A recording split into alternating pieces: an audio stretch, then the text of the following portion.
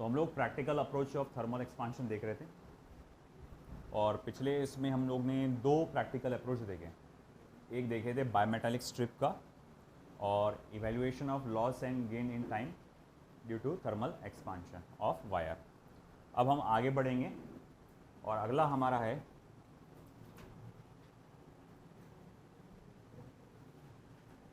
Evaluation of scale reading due to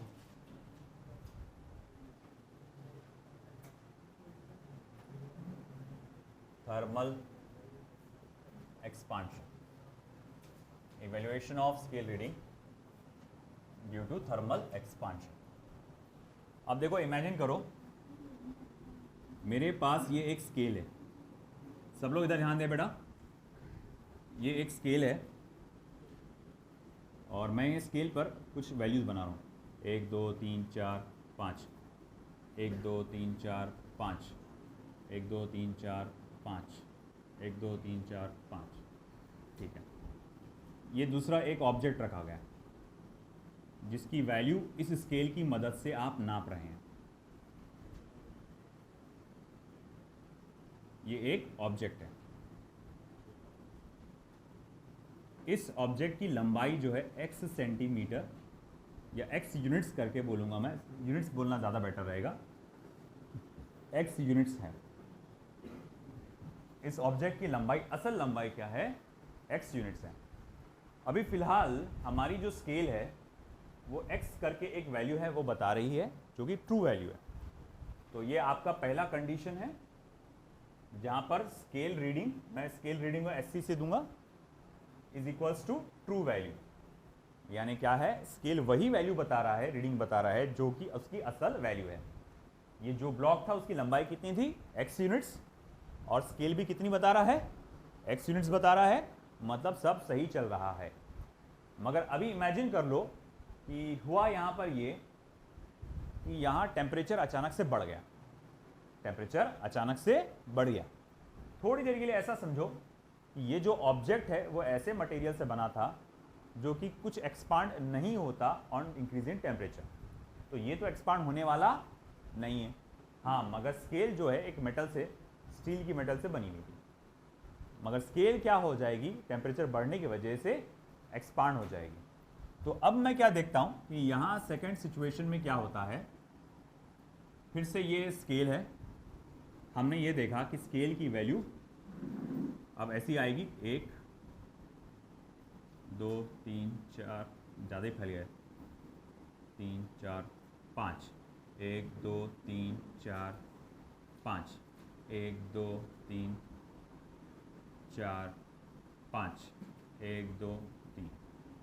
तो ठीक है, हमने क्या देखा, हमारे ऑब्जर्वेशन में क्या हुआ कि ये वो ऑब्जेक्ट है जिसकी असल लंबाई x यूनिट्स करके है। ऑब्जेक्ट तो एक्सपांड नहीं हुआ मगर वो x की वैल्यू थोड़ा आगे चलेगी, 1 2 बराबर। हाँ, आप देखेंगे कि पहले x बराबर इसके एंड पर आ रहा था, मगर गर्मी बढ़ने की वजह से स्केल फैल गई, और अगर स्केल फैल गई तो हम क्या देख रहे हैं कि इस बार ये x की वैल्यू थोड़ा आगे से रख गई। अब मुझे एक बात बता, क्या इस बार स्केल की रीडिंग और ट्रू वैल्यू दोनों सेम आ रही है क्या? नहीं, इस बार स्केल की रीडिंग कैसी आएगी, कम आएगी, है ना। तो मैं यहाँ बोलूँगा अभी इस सिचुएशन में स्केल की रीडिंग जो आएगी SR, scale reading is less than true value. बोले ऐसे कैसे? अरे थोड़ी देर के लिए इमेजिन कर लो कि ये 10 सेंटीमीटर है, तो क्या अब 10 से कम आ रहा कि ज़्यादा आ रहा? कम आ रहा ना। अब ये देखो 10 इधर चले गया तो यहाँ छोटे नंबर्स आएंगे ना, तो इसीलिए अब वो वैल्यू कम बता रहा है। तो स्केल की वैल्यू कम आ रही है ट्रू वैल्यू से। अब इसी तरह का तीसरा कंडीशन इमेजिन कर लो।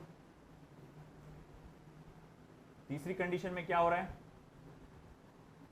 कि अब मैंने क्या देखा कि टेम्परेचर बहुत ज़्यादा कम हो गया, है ना, सर्दी बढ़ गई एकदम से, है ना, एकदम कश्मीर जैसा हालात हो गया अकोला के, है ना, यहाँ बर्फ़ गिरने लग जा रही है एकदम, है ना, पानी जम जा रहा है।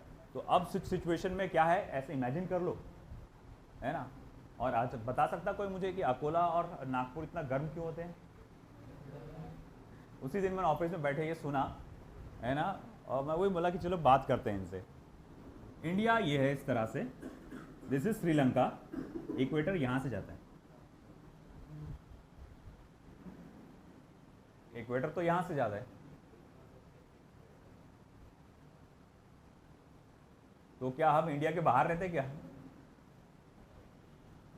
श्रीलंका के नीचे से जाता है इक्वेटर। अकोला आपका कहां पड़ता? यहां कहीं, नागपुर थोड़ा सा कुछ ऊपर, ऊपर एक लाइन जाती है जिसे कहते हैं ट्रॉपिक ऑफ कैंसर, नागपुर से थोड़ा ऊपर जाती है, ट्रॉपिक ऑफ कैंसर, है ना। ट्रॉपिक ऑफ कैंसर वो लाइन है कि जब आपका अर्थ पूरी तरह से समर में ऐसा बेंड हो जाता सामने, नॉर्थ पोल पूरा ऐसा सामने आया था, तो जो सन रेज है उस पर पूरी परपेंडिकुलर पड़ती, सीधा ऐसा पड़ती, सर्दी के मौसम में ऐसा स्लांट हो जाती है ना, और ऐसा परपेंडिकुलर पड़ती। तो इसी वजह से एक कारण ये है कि Nagpur lies close to the tropic of cancer. वो तो मगर अकोला तो नहीं है, अकोला तो थोड़ा सा दूर आता ट्रॉपिक ऑफ कैंसर। तो उसके पीछे का रीज़न है जोग्राफिकल रीज़न। हमारा जो यहाँ अकोला का जो सरफेस है, अकोला नागपुर ये जो सरफेस कुछ एरिया जहाँ पर टेम्परेचर ज़्यादा है वो पूरा प्लेट्यू रीजन है, प्लेट्यू रीजन है, थोड़ा सा हाई है, थोड़ा सा हाई है, और प्लेट्यू रीजन है। अब बाकी के जो इलाके हैं वो उबड़ खाबड़ है, ऐसे है पूरा एक्चुअल में देखा जाए तो। जैसे तुम अगर पूना गए होंगे, पूना में गर्मी नहीं लगती इतनी, पूरा पहाड़ी इलाका है। तो इसमें क्या होता है कि फ्लैट रीजन में, और इसमें फ़र्क ये होता है कि फ्लैट रीजन में आपका रेज ऑफ लाइट जो होती है सन रेज, वो डायरेक्टली इस तरह से रिफ्लेक्ट हो जाती है ना। तो जो ज़मीन पर टकरा रही, ज़्यादा से ज़्यादा रेज रिफ्लेक्ट होकर एटमॉस्फेयर में आ रही है, जिसकी वजह से वो आसपास की जो चीज़ है उसको और गर्म कर रही है ना। बोलते हैं लू की चपेट आ रही, एकदम गर्म धूप लग रही है तेज़ एकदम।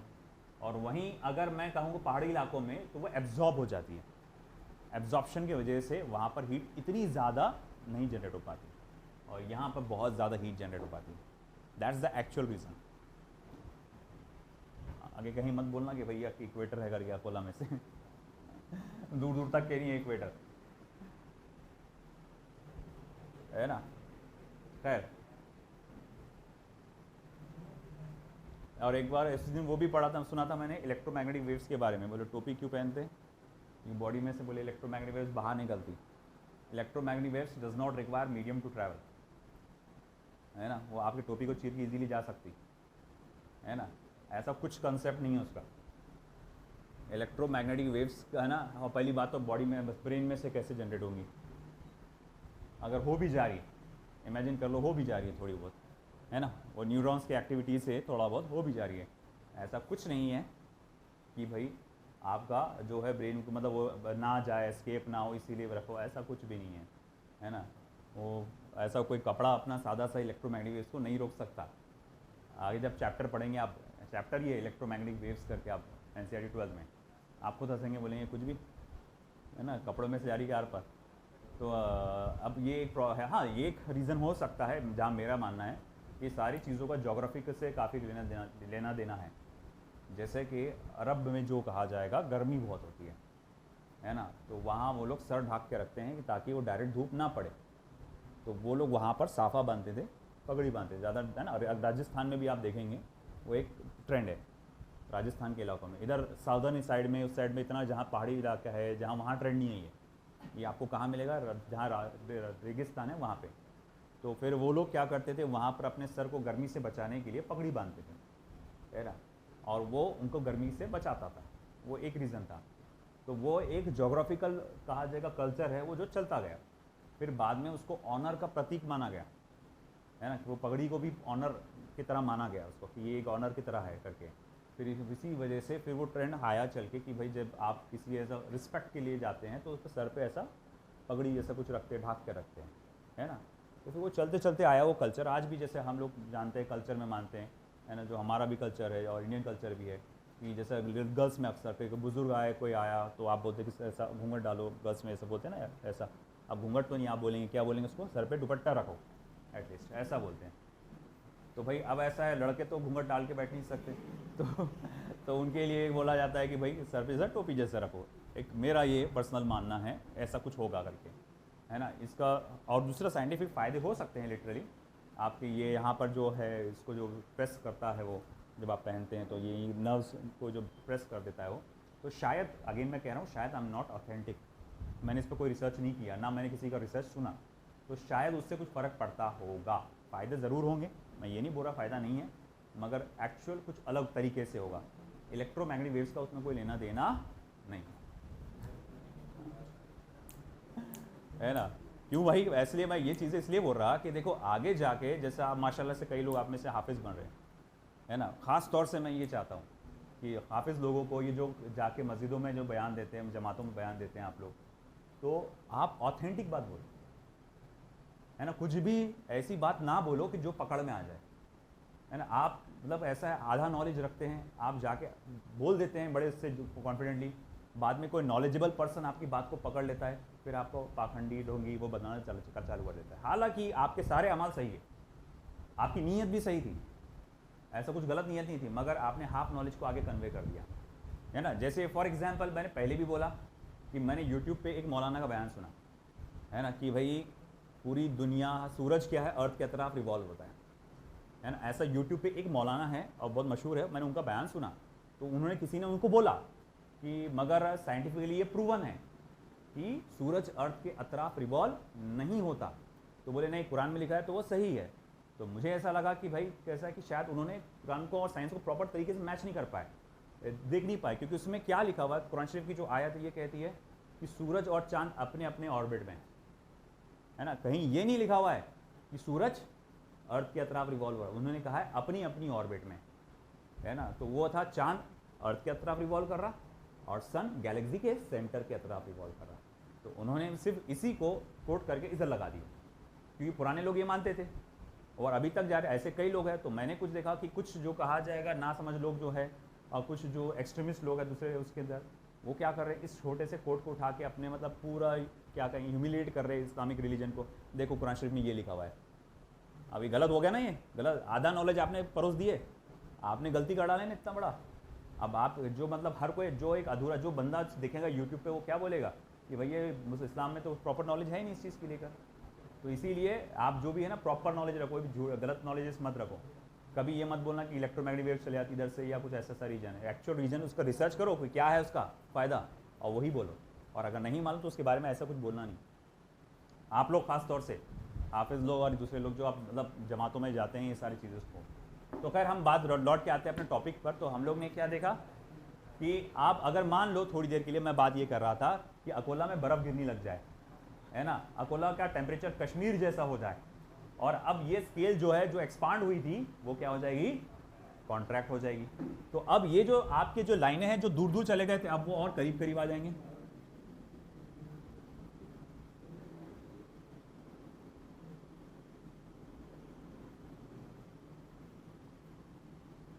तो देखो वो एक्स वैल्यू पहले जो कहाँ थी अब वो कहाँ आ गई, और अब मैं कहूँगा ये है हमारा असल ऑब्जेक्ट जिसकी लंबाई कितनी है x यूनिट्स, है ना। अब अगर मैं कहूँगा अब जो स्केल रीडिंग है वो ज़्यादा बताएगा कि कम बताएगा, ज़्यादा बताएगा ना। अब x चला गया इधर, 10 इधर आ गया तो ये ज़्यादा ही नंबर आएगा ना बड़ा। तो मैं यहाँ कहूँगा scale reading is greater than true value. अब यहाँ पर क्या है, स्केल रीडिंग ट्रू वैल्यू से कैसी आ गई, ज़्यादा आ गई। तो अब चलो ये तो समझ में आ गया कि स्केल रीडिंग आपकी ग्रेटर देन ट्रू वैल्यू है। अब इसे हम लोग कैलकुलेट कैसे करेंगे, मुझे ट्रू वैल्यू कैलकुलेट करना है तो मैं वो कैसे करूँगा कैलकुलेट, स्केल रीडिंग को कैलकुलेट करना है तो मैं वो कैसे करूँगा कैलकुलेट, उसका फॉर्मूला क्या आएगा हम वो सब देखेंगे। मगर आप एक काम करो, पहले ये बना लो सारे डायग्राम्स, और आप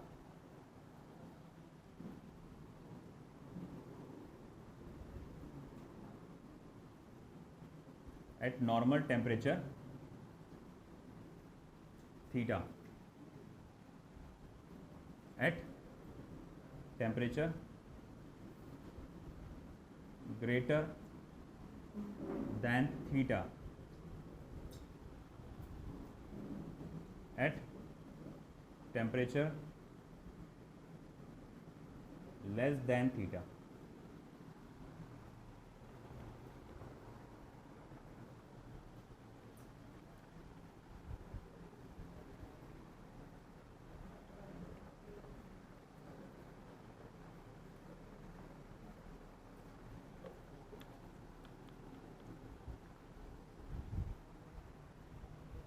मुझे मिटा के इसको लिखना पड़ेगा, लिखाना पड़ेगा।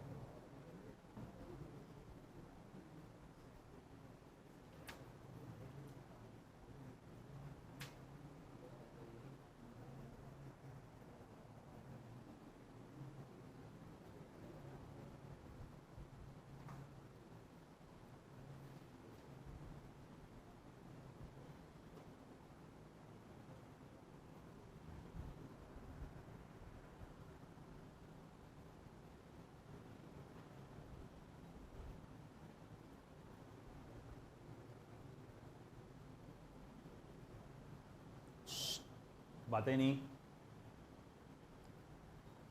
इधर ध्यान दे के लिखो पूरा।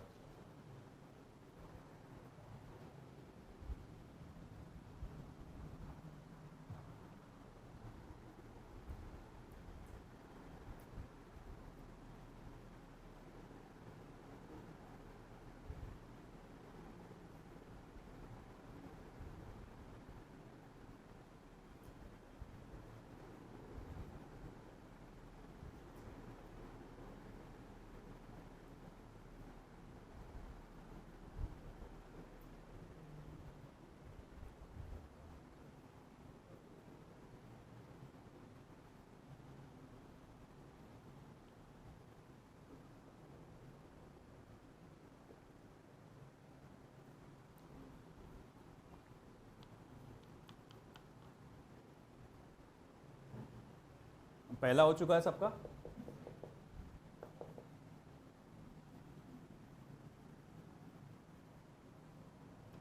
हम लिखेंगे फिर if any scale gives correct reading eight normal temperature theta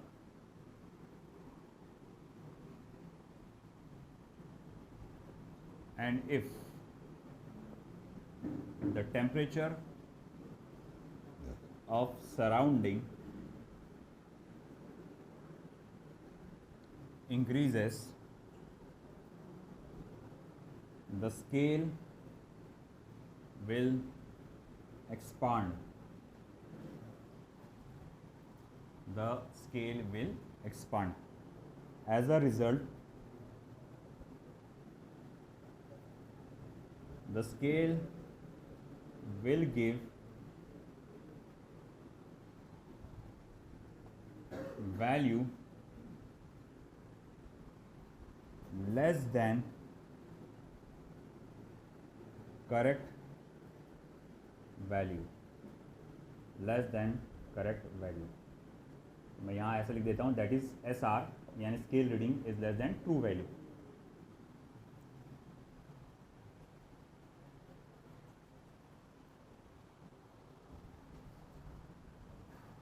Similarly, if the temperature of surrounding decreases, बिल्कुल इसी तरह से अगर temperature of surrounding decreases, then the length of scale will contract. The length of scale will contract. As a result, the scale will give you, ये हो गया second वाला। हाँ,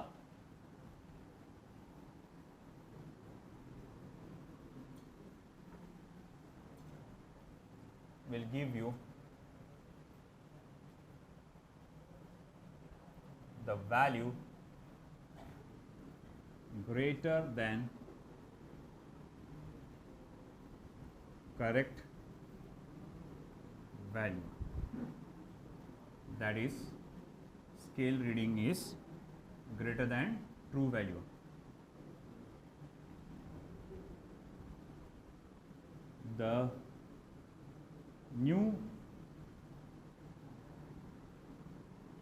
The true value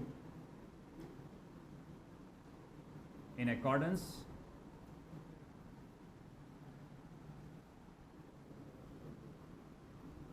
with change of temperature can be calculated as true value is equals to scale reading 1 plus alpha delta theta.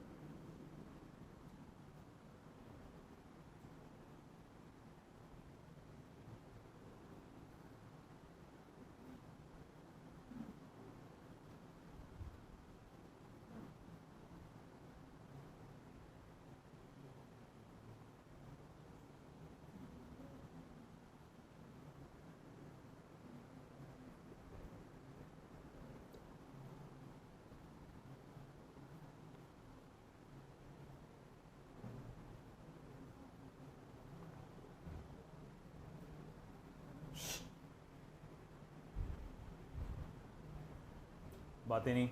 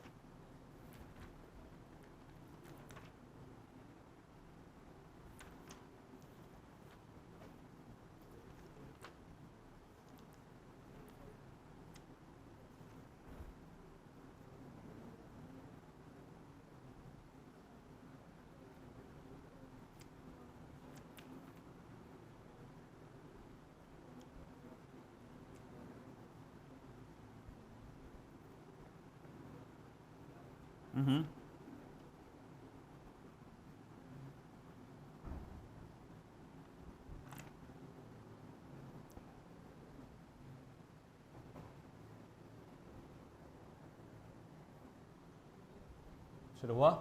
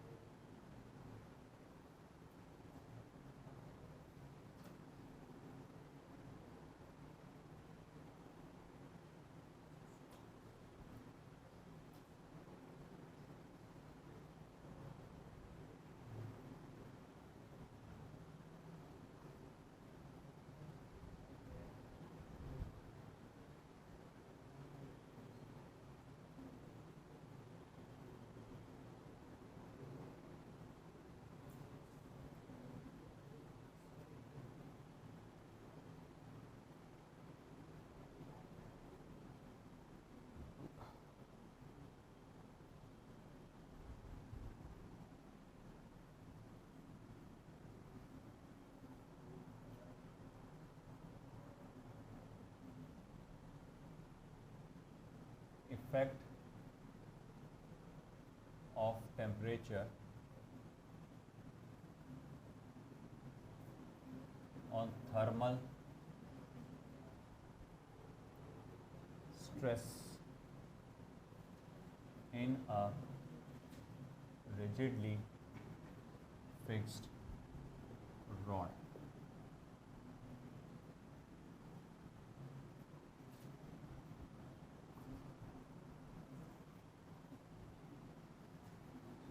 हुआ.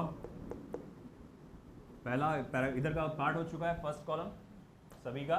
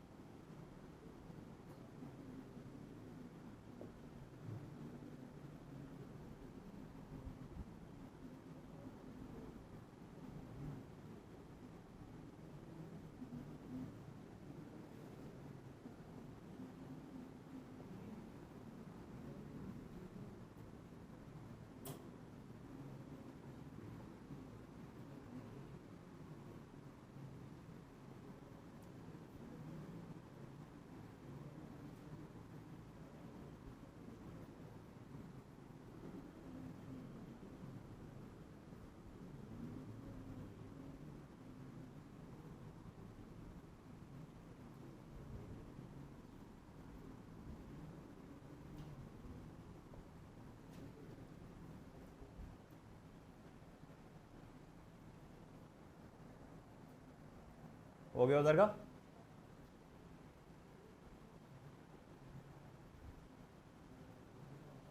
तो अब हम यहाँ देख रहे हैं effect of temperature on thermal stress in a rigidly fixed rod. मैंने एक रॉड लिया है और उसको दो सपोर्ट्स पे फिक्स कर दिया, मतलब मान लो ये मेटल का, ये भी मेटल का है, और मैंने यहाँ पर वेल्डिंग से इसको चिपका दिया पूरा। अब अगर मैं टेम्परेचर बढ़ाऊंगा तो ये रॉड फैलने की कोशिश करेगा। अगर ये रॉड फैलने की कोशिश करेगा तो ये जो रिजिड वॉल्स है उसको फैलने से रोकेंगे, तो वो ऐसा फोर्स लगाएगा। अगर ये फैलेगा ऐसा तो इसको क्या फील होगा, ये दीवार उसको ऐसा दबा रहा है, तो ये कोई चीज़ ऐसा दबा रहा है तो ये क्या करने की कोशिश कर रहा है, कंप्रेस। तो ये रॉड को लगेगा ऐसा, ये दीवार मुझे कंप्रेस करने की कोशिश कर रहा है। एक्चुअल में क्या है, ये फैलने की कोशिश कर रहा है, तो रॉड को क्या लगेगा, मुझे कंप्रेस करने की कोशिश कर रहा। तो यहाँ उसको कंप्रेसिव स्ट्रेस फील होगा ड्यू टू हाई टेम्परेचर। और वहीं अगर मैं मान लूँ कि टेम्परेचर लो हो रहा है तो ये रॉड कॉन्ट्रैक्ट होने की कोशिश करेगा, अपनी लेंथ को कम करने की कोशिश करेगा, है ना। मगर ये रॉड के एंड्स तो क्या है, वे चिपके हुए हैं, तो वो आपको अपने आप को ऐसा, है ना, कंप्रेस जब करेगा तो ऐसा लगेगा कि दीवार उसको कॉन्ट्रैक्ट होने से बचा रहा है, वो उसको फैलाने की कोशिश कर रहा है, ऐसा रॉड को लगेगा। और जब आप वायर की लेंथ को बढ़ाने की कोशिश करते हैं उस वक्त जो स्ट्रेस डेवलप होता है, अगर आपको याद हो बल्क मॉड्यूलस में पढ़े थे आपने, है ना, बल्क प्रॉपर्टीज ऑफ मैटर में क्या था वो आपका लॉन्जिट्यूडनल स्ट्रेस, या जिसका नाम क्या है, टेंसाइल स्ट्रेस। याद आया आपको? तो बस उसी के बारे में हमको यहाँ पर पढ़ना है कि मैं बोलूँगा when ever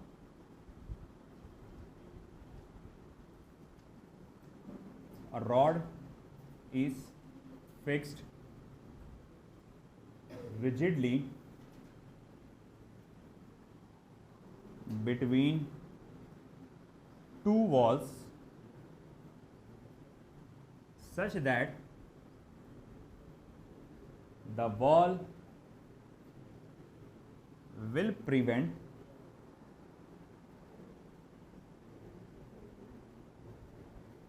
its elongation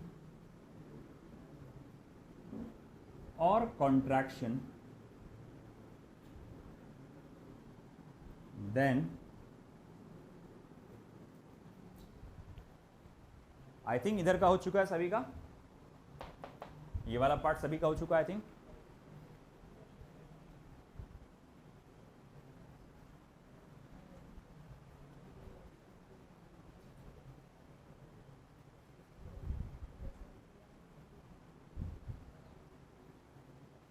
elongation, then if the temperature of rod is increased,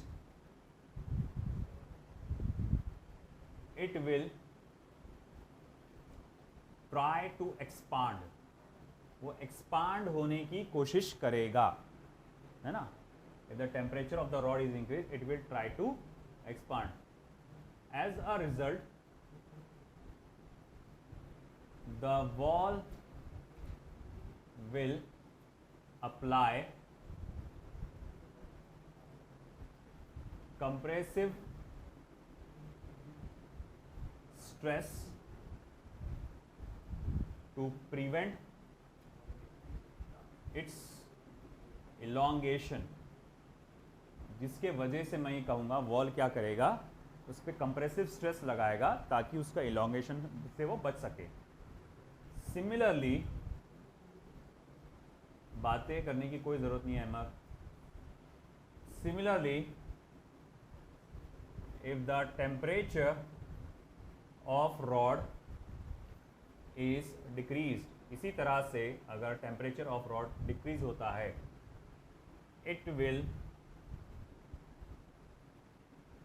try to contract, वो contract होने की कोशिश करेगा, है ना। As a result, the wall will provide tensile stress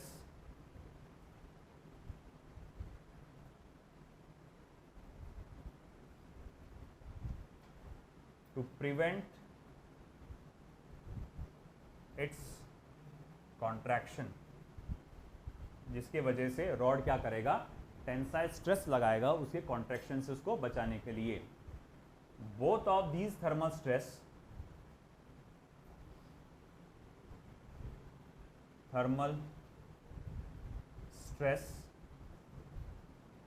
can be calculated as, both of these thermal stress can be calculated as, तो ये दोनों भी किस्म का थर्मल स्ट्रेस है, ये दोनों भी स्ट्रेस क्या ऐसा हीट की वजह से हो रहा है, चाहे तुम्हारा कंप्रेसिव स्ट्रेस हो या लॉन्जिट्यूडनल स्ट्रेस हो, है ना, टेंसाइल स्ट्रेस, ये काय की वजह से हुआ, टेम्परेचर बदलने की वजह से, इसीलिए इसको कहेंगे थर्मल स्ट्रेस। तो ये जो भी दोनों भी किस्म के जो थर्मल स्ट्रेस है, थर्मल स्ट्रेस को आप कैसे कैलकुलेट कर सकते हैं, तो thermal stress is equals to Young's modulus multiply by thermal strain, Young's modulus multiply by thermal strain. अच्छा ठीक है, तो थर्मल स्ट्रेस बोलिए ये कैसे, अरे यंग्स मॉडुलस बेसिकली क्या होता है, स्ट्रेस अपॉन स्ट्रेन होता है, तो अपन उसको thermal stress upon thermal strain बोल सकते हैं। थर्मल स्ट्रेन को इधर ला लिए तो हो गया ना इधर। अच्छा ठीक है, तो मैं बोलूँगा थर्मल स्ट्रेन क्या आएगा, तो वो तो आएगा बोले change in length upon original length. Temperature की वजह से जो चेंज इन लेंथ आता है उसको क्या लिखते हैं अपन, तो thermal stress is equal to Young's modulus L alpha delta T, delta theta पकड़ लेता हूँ, चलो L upon L, L L क्या हो गया, कैंसल, देयरफॉर थर्मल स्ट्रेस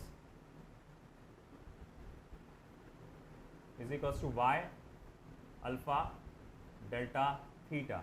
ये मेरे पास पहला फॉर्मूला आ गया थर्मल स्ट्रेस का। सिमिलरली थर्मल फोर्स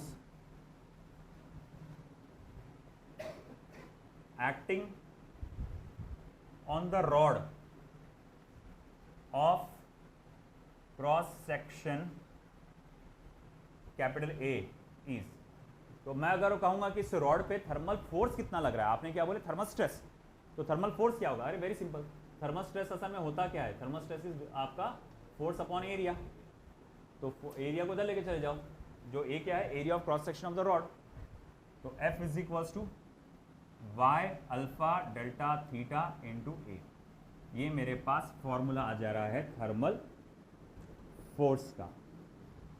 आया क्या समझ में, thermal stress Y alpha delta theta, ये याद रखना है, बहुत इंपॉर्टेंट है ये, thermal stress Y alpha delta theta और thermal force Y alpha delta theta into A, आपको सिंपली एरिया से मल्टीप्लाई करना है और कुछ नहीं, याद रहेगी ये बात।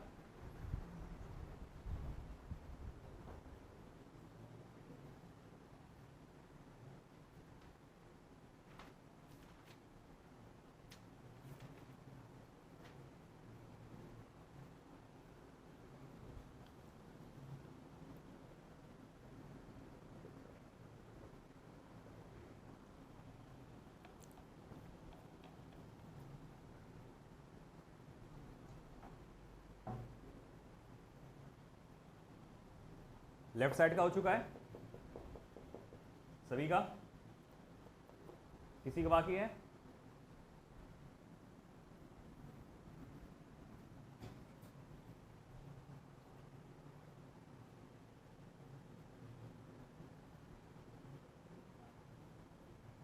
एक्सपांशन ऑफ कैविटी,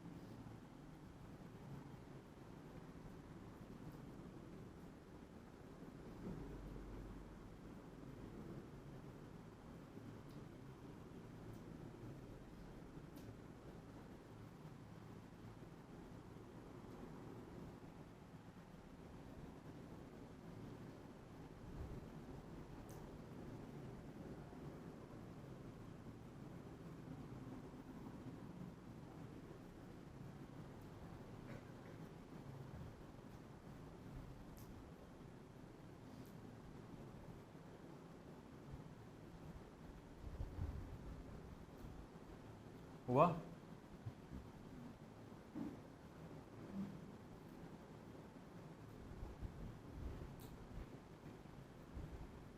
हो गया उधर का? चलिए करिए फटाफट। बीच का कॉलम हो चुका हूँ आई थिंक सभी का। अब हम लोग ने सारे एप्लीकेशंस जो देखे वो लीनियर एक्सपांशन से रिलेटेड थे। अभी मैं जो देख रहा हूँ एक किस्म का एप्लीकेशन तो नहीं कहा जाएगा, ये प्रैक्टिकल अप्रोच है। मतलब प्रैक्टिकली हम क्या देखते हैं थर्मल एक्सपांशन में, उसके बारे में। अब ये एरिया एक्सपांशन से रिलेटेड है। मेरे पास एक डिस्क है जिसके अंदर एक छेद है, ये इधर अंदर से गिनूंगा तो रेडियस स्मॉल ए आता है, बाहर से गिनने में मतलब बाहर वाला आउटर रेडियस कितना है, स्मॉल बी है। ये समझ में आया ना? एक डिस्क है जिसके अंदर छेद है, अंदर से रेडियस कितना है ए, बाहर से बी। ये खोखला एरिया है, कुछ नहीं है यहाँ पर, मैटर यहाँ पर है। अब मैं इसको गर्म कर रहा हूँ तो ये डिस्क एक्सपांड होगा। एक गलत फहमी यह होती थी पहले कि अगर डिस्क एक्सपांड हो रहा है यानी चारों तरफ फैल रहा है तो ये भी अंदर की तरफ फैलेगा और उससे अंदर का एरिया कम हो जाएगा। एक ये मिसकंसेप्शन हुआ करता था, मगर जब प्रैक्टिकली इसको गर्म करके अपने टेम्परेचर बढ़ाकर देखे तो हमने क्या ऑब्जर्व किया कि आउटर रेडियस भी बढ़ गया और इनर रेडियस भी बढ़ गया, यानी डिस्क भी एक्सपांड हुआ और अंदर का ये जो खोखला एरिया जिसको बोलते हैं कैविटी, कैविटी भी एक्सपांड हुई इन द सिमिलर मैनर, है ना? तो वही चीज को हमको यहां लिखना है। If a disk is considered, if a disk of radius b is considered with cavity of radius small a at temperature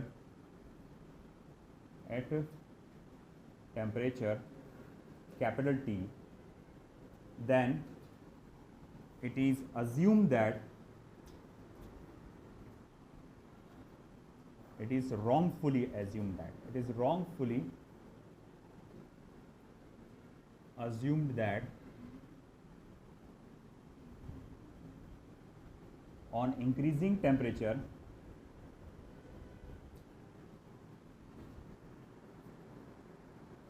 area of disk will increase। तो एक गलत तरह का हम लोग अजम्पशन पाल लेते हैं कि area of disk will increase, but क्या कैविटी का एरिया क्या होगा, डिक्रीज होगा।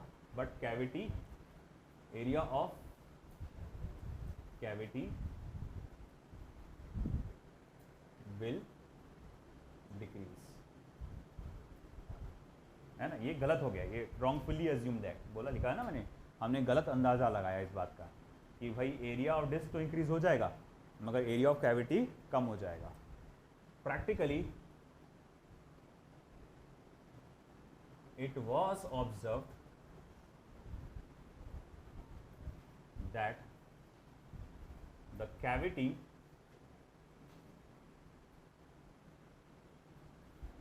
will expand in the similar manner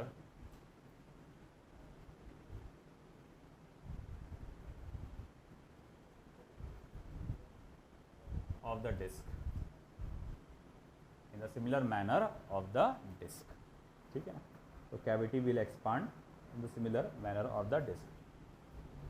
अगर एक और इसमें एक और ऑब्जर्वेशन देखने में आता है, मान लो एक रेक्टेंगुलर प्लेन शीट है और मैंने क्या किया, उसमें से एक टुकड़ा ऐसा काट के बाहर निकाला। तो जब टुकड़ा काट के बाहर निकालूंगा तो अब यहाँ पर क्या आ गया, एक होल हो गया। पहले ये पूरा था, जब टुकड़ा मैंने काट के बाहर निकाला तो एक होल हो गया, यही जिसको हम लोग कैविटी कहते हैं, है ना? और ये जो टुकड़ा तुमने काट के बाहर निकाले वो इस तरफ है, ये वो है टुकड़ा। तो ये कैविटी सी और ये डिस्क छोटा वाला डी, है ना। तो अब ऐसा है कि मैं क्या ऑब्जर्व करता हूँ, मान लो ये डिस्क ए था, ये डिस्क बी था। अब जब मैं इसे गर्म करता हूँ, ये टेम्परेचर को मैं जब बढ़ाता हूँ, तो मैं क्या ऑब्जर्व करता हूँ, जितना एक्सपांशन आपके इस कैविटी में हुआ है उतना ही एक्सपांशन आपके इस डिस्क में होता है। वही डिस्क जो काट के आपने निकाले थे ना बाहर यहाँ से, है ना, तो भैया जितना एक्सपांड ये होता है उतना ही एक्सपांड ये एक्सट्रैक्टेड डिस्क जिसको हम लोग कहेंगे वो होगा, है ना। Also it is observe that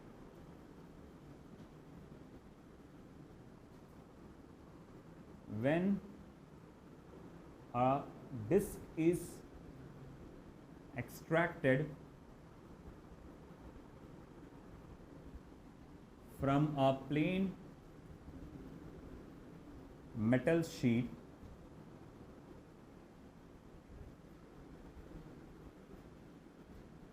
then the expansion of disk, extracted disk बोलना ज़रूरी है, extracted disk capital D, extracted यानी बाहर निकाला हुआ disk capital D,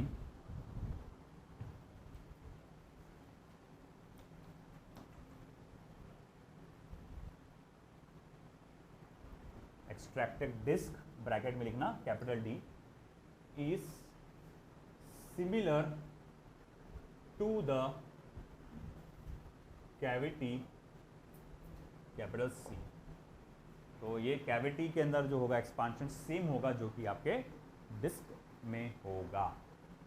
that's it. देखिए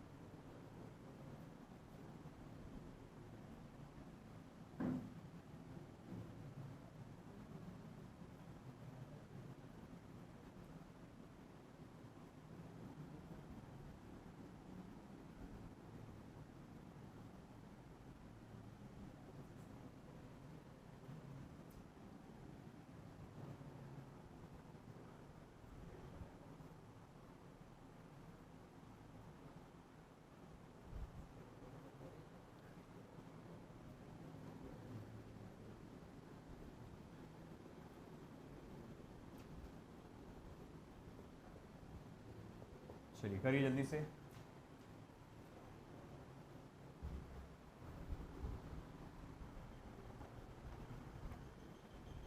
बाजी अमजद है क्या? वही पूछा है क्या? हाँ वो उसमें से पानी।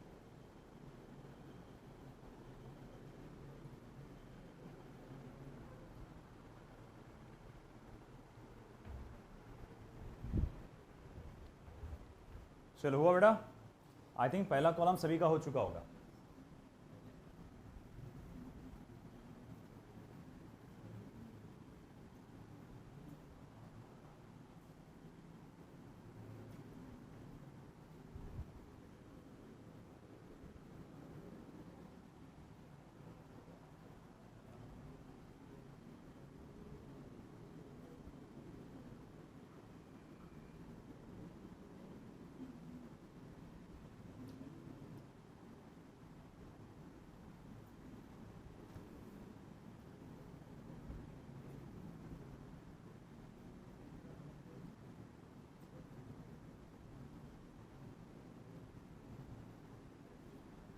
हाँ रख दीजिए।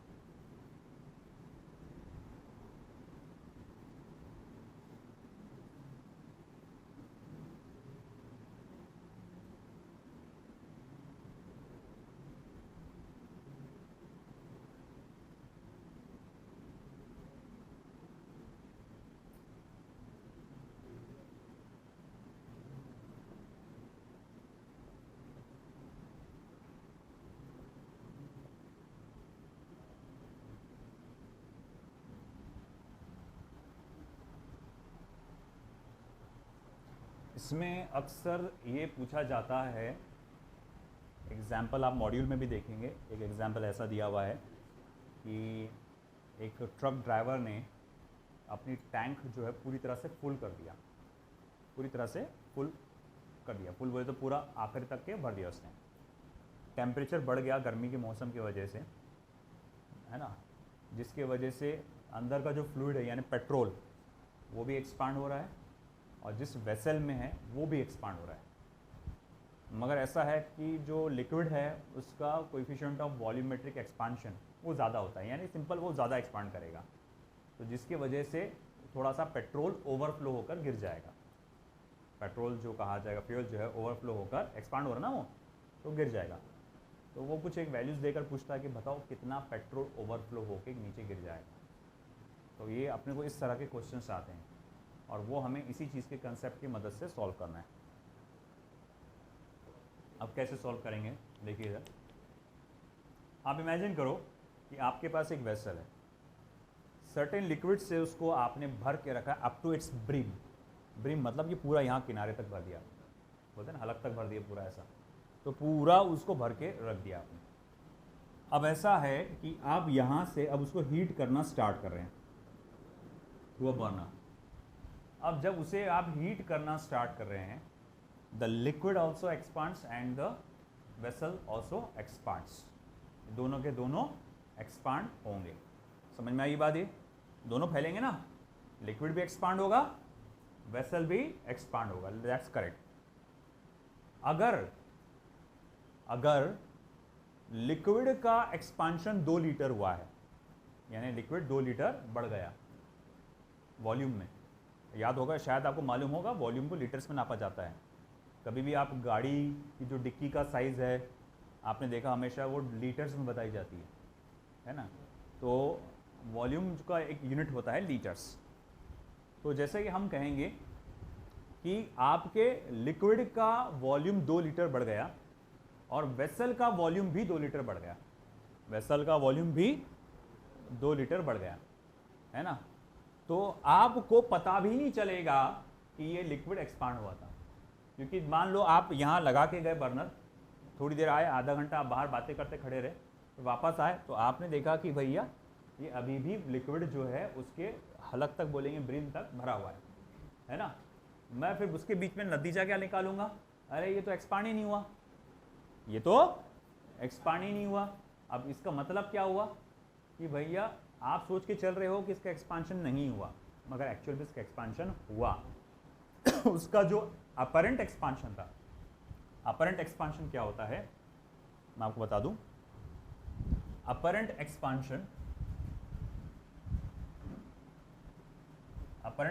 Of liquid is equals to real expansion of liquid minus real expansion of vessel, ये apparent expansion of liquid होता है। तो हमने क्या देखा कि वेसल भी सेम एक्सपांड हुआ और लिक्विड भी सेम लेवल पे एक्सपांड हुआ, और इसी वजह से अपरेंट एक्सपांशन क्या हो गया आपका ज़ीरो हो गया यहाँ पर।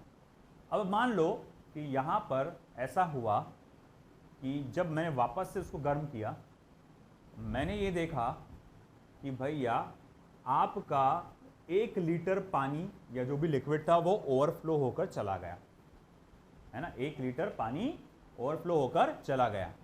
आपके दिमाग में क्या आइडिया आएगा, आप क्या सोचेंगे, अच्छा बात ऐसी है, इसका मतलब सिर्फ पानी एक्सपांड हुआ और वो सिर्फ 1 लीटर एक्सपांड हुआ, आप ये सोच के चल सकते हैं, मगर ये भी गलत निकला आपका नतीजा। असल में पानी का एक्सपांशन मान लो 3 लीटर हुआ था और वेसल का एक्सपांशन 2 लीटर हुआ था। वेसल कितना एक्सपांड हुआ 2 लीटर और पानी कितना एक्सपांड हुआ 3 लीटर। आप देख सकते हैं 1 लीटर एक्स्ट्रा, इसी वजह से वो ओवरफ्लो होकर चला गया, है ना, इसी वजह से वो ओवरफ्लो होकर चला गया। आई बात समझ में आपको? तो यहां अपरेंट मतलब क्या होता है, जाहिर होने वाला, दिखने वाला, अपीयर होने वाला। तो हमने कहा कि अपरेंट एक्सपांशन हमें लिक्विड का अभी लगा कि 1 लीटर, एक्चुअल में 1 लीटर हुआ था क्या? नहीं, लिक्विड का एक्सपांशन रियल में कितना हुआ था 3 लीटर हुआ था। वेसल का एक्सपांशन कितना हुआ था? 2 लीटर हुआ था। वो 1 लीटर वो जो ओवरफ्लो हो गया, वो देखने में ऐसा लगा कि सिर्फ लिक्विड एक्सपांड हुआ 1 लीटर। आई समझ में आपको बात? What is apparent expansion? अब हमको यही चीज़ों को कैलकुलेट करना है। तो चलो हम लोग फिर उसके बारे में लिखेंगे थोड़ा सा।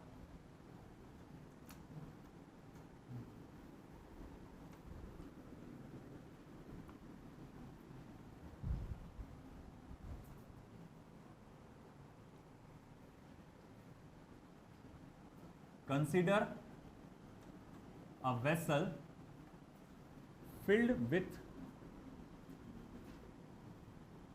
certain liquid up to its brim. तो मैंने एक वेसल कंसिडर किया filled with certain liquid up to its brim. If the vessel containing liquid is heated, it will, the vessel as well as liquid will expand in different manner. ठीक है? The apparent expansion of liquid in the vessel is given by, the apparent expansion of liquid in the vessel is given by,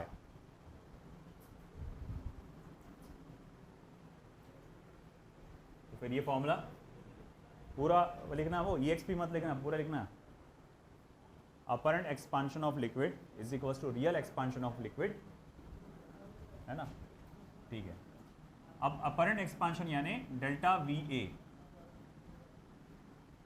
of liquid, AL मतलब apparent expansion of liquid, real expansion of liquid delta VRL minus delta VRV, real expansion of vessel.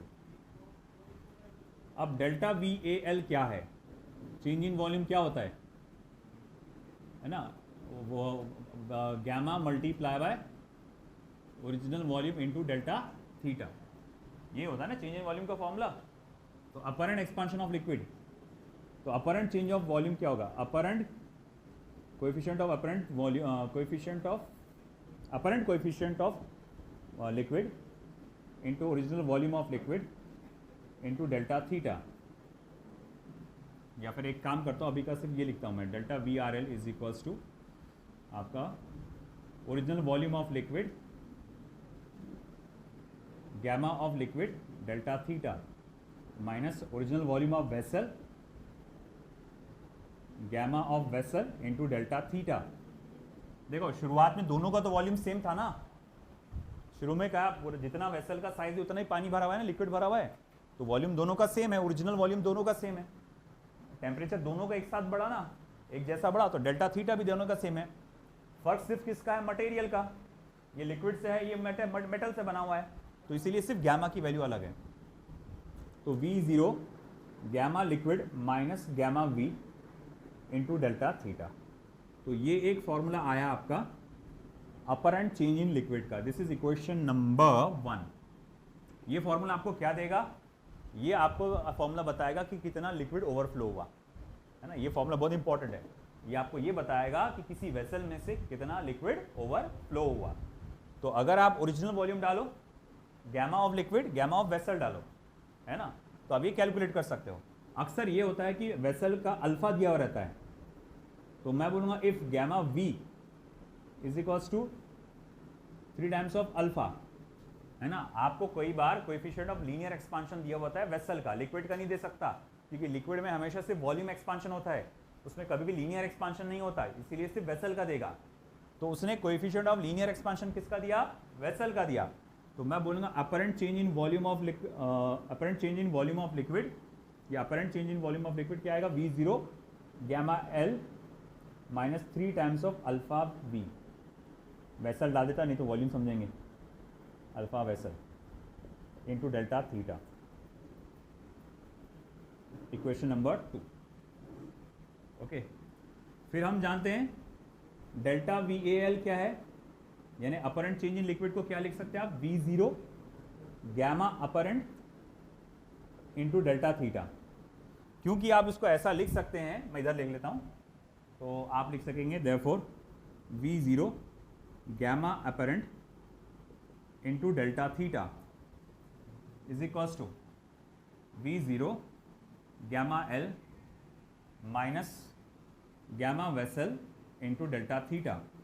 अब देखो V0 गया, delta theta गया, तो मैं यहाँ लिख सकता हूँ apparent coefficient of apparent expansion is equals to coefficient of liquid minus coefficient of vessel.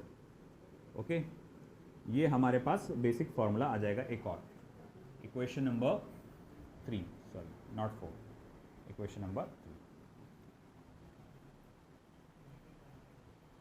लिख लीजिए।